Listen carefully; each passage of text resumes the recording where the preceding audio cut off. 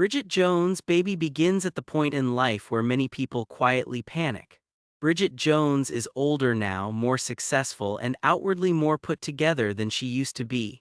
She has a good job in television, a comfortable flat, and friends who still love her through every emotional disaster. But underneath all that progress is a fear she cannot quite shake. The years have moved on. Everyone around her seems to be pairing off into stable adult lives, and she is still trying to understand what her own future is supposed to look like.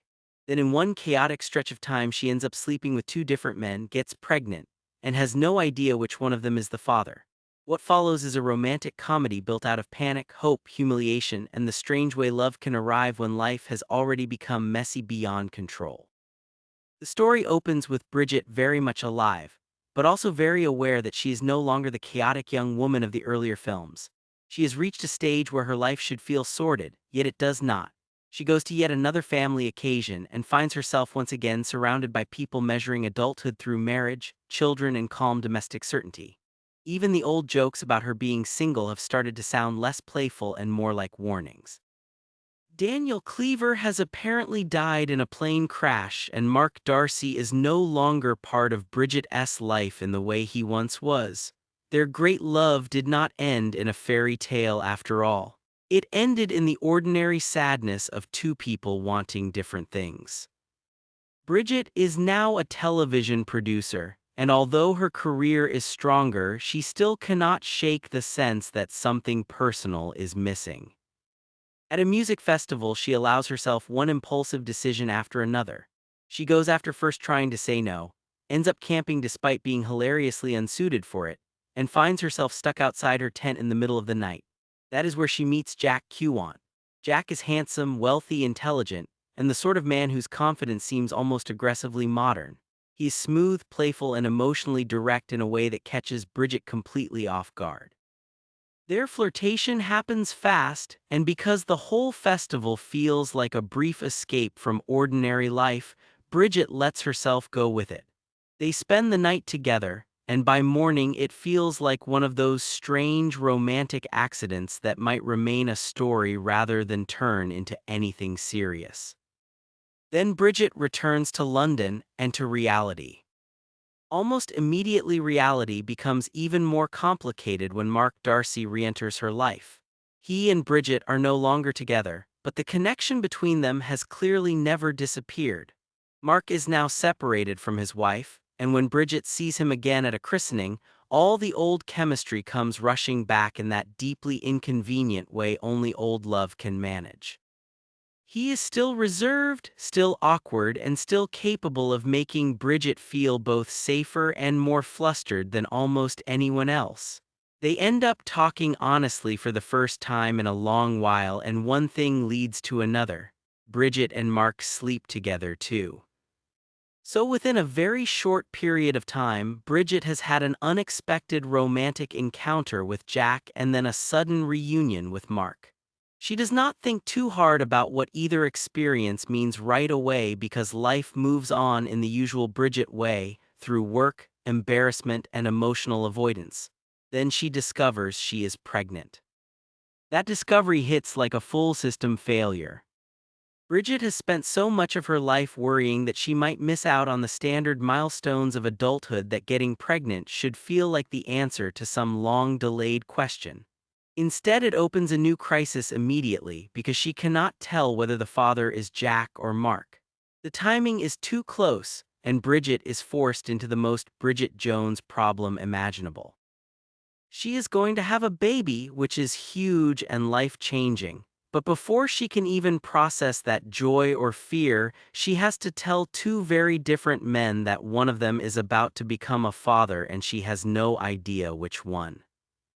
Her first instinct is not heroic. She panics, spirals, consults her friends, and tries to figure out whether there is any way to postpone catastrophe. But postponement only makes things worse, so she starts telling the truth piece by piece. Mark takes the news with the kind of shocked seriousness that defines him. He does not turn it into drama for sport. He asks questions, tries to understand, and begins imagining what responsibility might look like if the baby is his. Jack reacts differently. He is fascinated, excited, and almost overly enthusiastic. Because he comes from a world of technology and optimism, he attacks the situation with confidence, energy, and the belief that problems are meant to be solved. Bridget suddenly finds herself with two men willing to stand close to a life-changing mess, but for very different reasons and in very different styles. That is what makes the central triangle more interesting than a simple romantic competition. Jack is not a villain. He is charming, generous, and genuinely invested in Bridget once he gets to know her. Mark is not just a nostalgic favorite from the earlier films. He is complicated, wounded, and still struggling with the failures of his own past. Bridget is being pulled between two possible futures. As the pregnancy continues, Bridget tries to handle the situation with honesty, but honesty keeps creating more emotional confusion rather than less. Jack throws himself into the process with almost comic commitment. He comes to appointments, reads up on pregnancy, builds systems, and tries to make himself indispensable. Mark, on the other hand, is steadier and quieter. He is less flashy, but when Bridget is frightened or overwhelmed, his presence settles her in a way Jack cannot quite match. The film keeps returning to this difference. Jack offers possibility and charm, Mark offers history and emotional gravity. Bridget's doctor adds one more layer of comedy to the whole disaster. Her gynecologist is blunt, unromantic, and absolutely uninterested in Bridget's emotional performance. In a film full of panic and self-narration, the doctor's dry practicality becomes a constant reminder that pregnancy itself does not care about romantic confusion. A baby is coming, whether or not the adults involved manage to sort out their feelings in time. The paternity test question hangs over everything. Bridget could simply get it done earlier, but she becomes convinced that the procedure might endanger the baby. Whether that fear is fully rational or not, it gives her one more reason to postpone clarity. So instead of getting an immediate answer, she tries to navigate the months ahead while both men remain possible fathers. This leads to some of the film's funniest and most revealing scenes. Jack and Mark end up forced into each other's company at prenatal classes, medical appointments, and shared moments around Bridget's growing bump. They are polite until they are not, competitive until they try not to be. Each man is constantly measuring the other while pretending not to. Mark cannot quite hide his suspicion that Jack is too slick to be trusted. Jack cannot quite hide his belief that Mark is too emotionally stiff to win Bridget back properly. Bridget, meanwhile, is trying to keep them from turning every shared moment into a silent duel. But underneath the comedy, something more serious is happening. Bridget is slowly learning what kind of support actually matters to her. Jack is wonderful at excitement. He can make even a crisis feel glamorous. Mark is less reassuring in theory, but more reassuring in practice. He does not always say the perfect thing, but he shows up in the moments that count. The old feeling Bridget had with him begins returning stronger now, because it is no longer based on romantic fantasy alone. It is based on endurance. There is also pain under Mark's calm that the film wisely does not ignore. He and Bridget are no longer young idealists who can pretend love itself solves incompatibility. They already tried and failed once. His marriage has fallen apart. Her life moved on without him. The fact that their connection still remains means something, but it also carries risk. Jack, however, keeps offering something brighter and apparently simpler. He openly wants Bridget. He is proud to be seen with her. He seems ready to build a life quickly and without embarrassment. For a while, that confidence is intoxicating. As the due date approaches, the triangle tightens rather than loosens. Both men become deeply involved, and Bridget becomes more aware that fatherhood is not the only question anymore. The climax arrives with perfect Bridget Jones timing, meaning everything goes wrong at once. Bridget goes into labor in the middle of a formal event, creating exactly the kind of public chaos her life has always specialized in.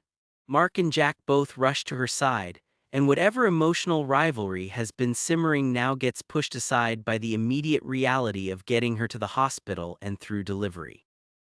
These scenes work because they let the comedy fall back just enough for genuine tenderness to take over. Bridget is terrified, overwhelmed, and physically exhausted. The men, for all their rivalry, both care enough to remain there. In the middle of the chaos, it becomes obvious that whatever else is unresolved, this baby is already deeply wanted. After the birth comes the answer everyone has been waiting for. The paternity test reveals that Mark is the father. On one level, this settles the plot cleanly.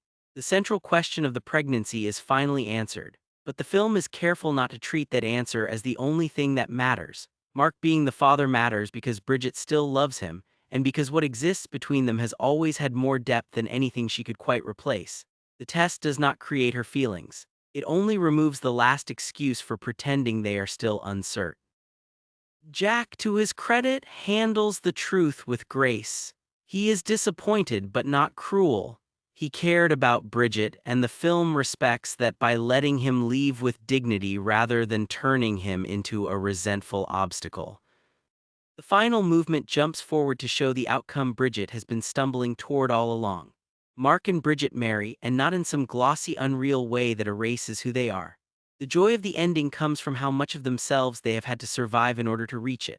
They are older, sadder in some places, wiser in others, and finally able to build something that does not rely on fantasy. Their baby is there, their friends are there. The whole thing feels less like a fairy tale and more like a reward earned after years of confusion. Bridget Jones' Baby works because it is not really about a love triangle at all. It is about what happens when adulthood finally stops being theoretical. Bridget spent so much of her earlier life obsessing over whether she would ever get the right man. In this story, she is forced to confront bigger questions. What kind of mother will she be? What kind of love lasts when life gets complicated? What part of her old insecurity still controls her choices, and what part has finally begun to soften? It also works because Bridget herself remains so recognizably Bridget. She is still funny in crisis, still prone to spiraling, and still capable of awful timing and spectacular embarrassment. But she is no longer the same woman from the first diary. She has grown, not into perfection, but into someone who can withstand chaos without losing herself inside it. So Bridget Jones' Baby ends with the kind of hope this series always deserved. Not the hope of becoming perfect, and not the hope of escaping embarrassment forever. Just the hope that even after years of mistakes, false starts, and romantic nonsense, a person can still grow into the life that fits them. Bridget spends most of the story terrified that everything is out of control. In the end, she gets exactly what she never quite trusted herself to expect: love, family, and a future she does not have to imagine from a distance anymore.